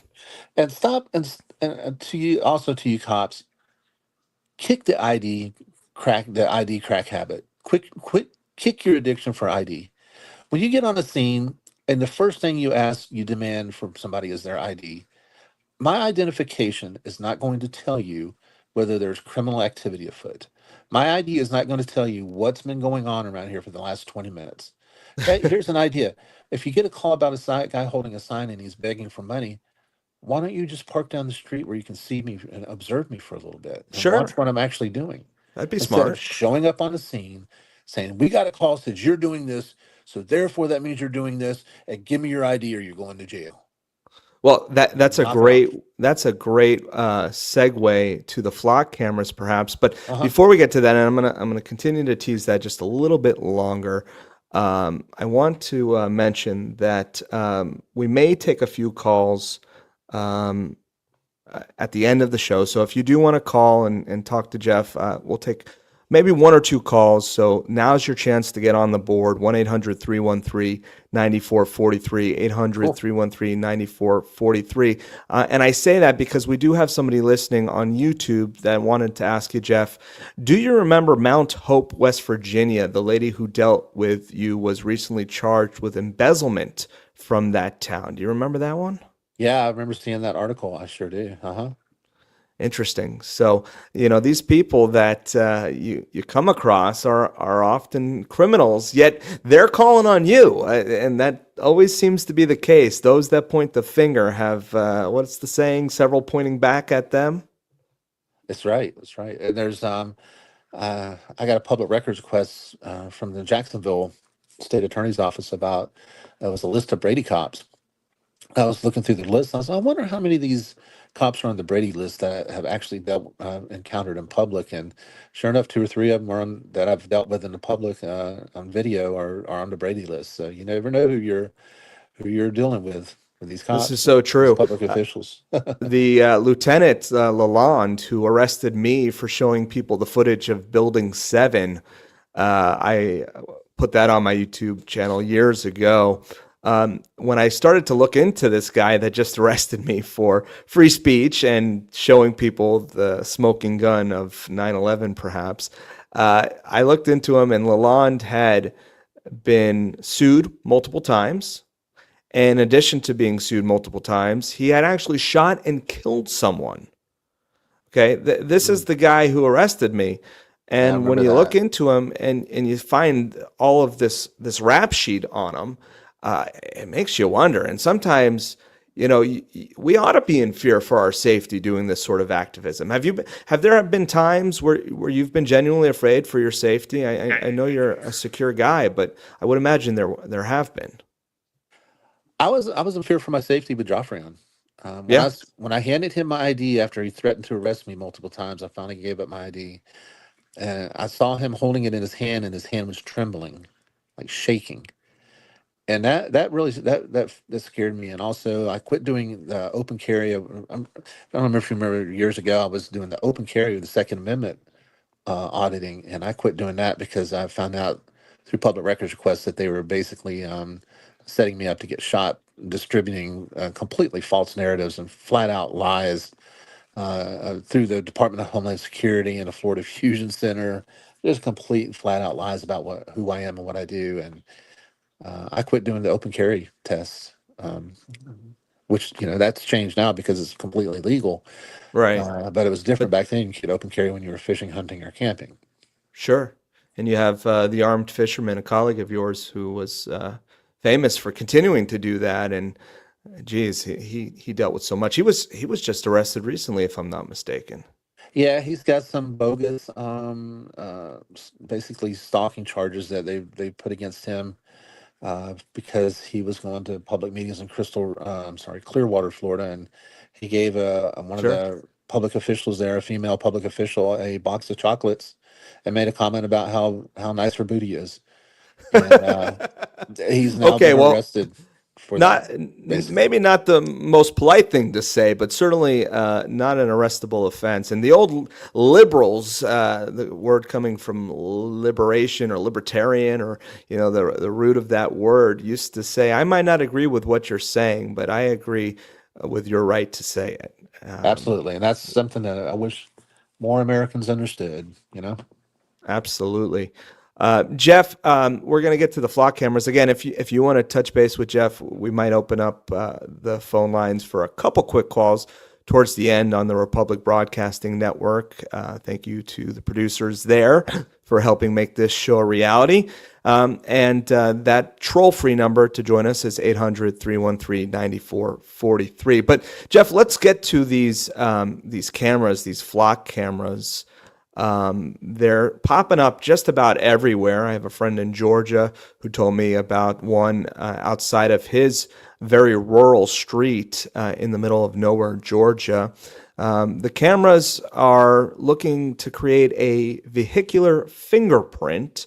They capture your license plate, car make and model, color, and other unique features of the car.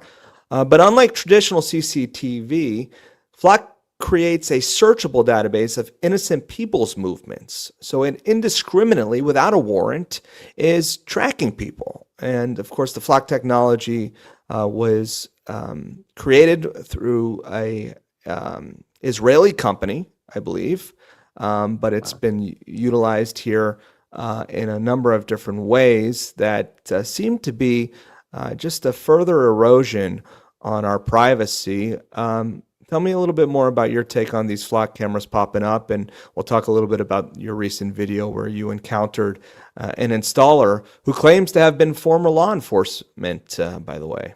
Right, which I totally believe, Yeah. based on the way he was acting, trying to order somebody around where he had no authority to do so. But the flock cameras in general, the whole system that they're setting up, they're not trying to set up. I've ones that I've noticed within 6 miles of my house. There's probably about 6 or 7 of them within 6 miles of my house. I basically can't go anywhere in the county, the county that I live in, without of 2 or 3 flock cameras tracking what I'm doing. And I just want to address. There was somebody that brought up in one of the comments about. They said, "Well, you're being a hypocrite because there's no expectation of privacy in public, and that's what you auditors talk about all the time. But you're whining and crying about the government tracking what you do." Uh, for me, there's such an obvious distinction between that. It doesn't even seem like it needs to be explained, but just because we have no expectation of privacy in public doesn't mean that the public has to put up with the government surveilling and tracking everything we do. And I am absolutely 100% against these flock cameras. And I think we need to all stand together and get them removed. It's not acceptable to me as a free American, as a free citizen, as a free person. Sure. And it's one of many different examples. It's not by any stretch of the imagination unique. I mean, our smartphones and computers and all of these things, even the library books that we take out. Yeah. I remember, Right. I remember after 9/11 with the Patriot Act, it was exposed that your library books were being monitored by the powers that shouldn't be. The Right. NSA has a strong grip on our everyday interactions. And, we got guys like Snowden and others who have exposed this. I think a lot of people, though, Jeff, are just kind of, I don't know, apathetic to it all. They're like, they do it. So what? I got nothing to hide. Remember, we used to hear that a lot. I got nothing to hide. So I'm not worried So about it. Yeah. I'm not worried about it. Why is Right. that a misnomer? Well, because if you have nothing to hide, first of all, then why do we have these surveillance apparatus out there? And also, the people that are innocent are the ones that the Fifth Amendment is really designed for, a right to be not self-incriminate, because Right. there's already dozens and dozens of examples of innocent people falsely being accused of doing things they didn't do, just because these flock cameras have tracked them going about their daily lives, driving through communities. There's the infamous case of the officer showing up at this lady's front door and saying, "We have proof that you're the ones that's been stealing these packages. You're a porch pirate, because the flock camera evidence shows that you are." And thankfully, she had her own dash cams and stuff to show that she had to prove her innocence against this cop that was accusing her of doing something she didn't do, based on flock surveillance. And it just, any kind of bad human behavior that already exists is it's just going to be applied to this technology, and it's already Sure. happening. We have police chiefs and law enforcement officers who are stalking people and harassing people, looking at uh, girls, male officers Yeah. harassing and stalking females, because they can do this now through these flock cameras. We have political incumbents, mayors or whatever, that are harassing their opponents in political races. This is stuff that's already going on and happening, and it's being abused by these cameras, and they're just bad news. They're just bad news. All right, Jeff. So what are we going to do to stop it? How are we going to stand up? What are we going to do? You want to get together and hold signs? What are we doing? Well, I think we can keep raising awareness about it and letting people know. Like you said, there's a lot of people that are. I can't say there's most people, because I was out there holding a sign a week ago that said "fuck flock cameras," and a lot of the people were very supportive of it. Honking their horns, giving me thumbs up, and saying, "You screaming out the window, yeah, fuck those cameras." Um, so I think there's already a pretty strong public backlash against these cameras, and if we can keep exposing them and talking about them and putting videos out there and exposing the hypocrisy of a flock camera employee installing a camera and then getting mad because I was filming his vehicle, I think we can get them taken down. There's people have rebelled against the red light cameras and the speed cameras, and have gotten them removed. So we can do the same Sure. with these flock cameras. All right, Jeff Gray is our guest tonight. Honor Your Oath, the YouTube channel. Jeff, I want to squeeze in a couple quick calls and kind of wrap things up. And we're going to go to Mitchell in Tennessee here in just a second. But one of the things that came to mind when you mentioned filming is, oftentimes First Amendment auditors and others will go into a place and they're told, you don't need to film. We have cameras here. Or they'll point out the hypocrisy of the fact that they're told that they can't film, yet the building has security cameras everywhere they look. And we've seen it time and time again, especially like we mentioned before, how body cameras can be muted by officers in the state of Florida. We can't depend on their cameras. We need to have our own for an independent record, and everyone should be fond of that. Everyone should want that for transparency and accountability purposes. No?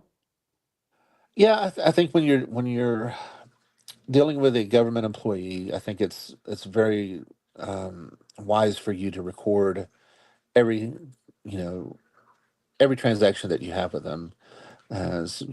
So you should always be recording. Should always document what's being said between you and the government employee, as long as you're in a legal place to do it. I'm not suggesting anybody do anything illegal, but as long as you're in a public space and there's no expectation of privacy, you should record the interaction you're having with that public employee, because you Yeah, never know, it could protect you from false accusations and keep you from being falsely convicted of a crime that you didn't commit. I totally agree. All right, let's talk to Mitchell in Tennessee. Mitchell, you're on the Bob Tuskin Show with Jeff Gray. What's up? Bob, Jeff, what's going on? Hey, How are Mitchell, you? how are you? Bob, welcome back. Listen, Thanks, man. we understand that there's no expectation of privacy in public. However, we as individuals could have an expectation not to be stalked. So Yeah, I agree. I think that the flock cameras I think we're talking about stalking. That's maybe a better way to couch that. I want to go to two things real quick that you were talking about, the Brady list, and I think it's also there's one called the Giglio list. It's the same thing. Yes. But it's just an observation. The Brady list, so the police officer is caught lying, a known liar. And they keep this guy on the force, and they put him on this list, right? And so they say, well, there's cases where we can't allow you to testify in court, which normally would be part of your job. We can't let you do that because you're a liar. But then they tell the guy, but you can go out in the field and in your police cruiser and write police reports. Right. Just think about that. You can write police reports and jam people up and lie about, and they're lying on those reports constantly. There's all these channels of following the police, and it's a huge growing almost industry of people doing these police audit channels, and it's amazing how much misconduct is going on out there.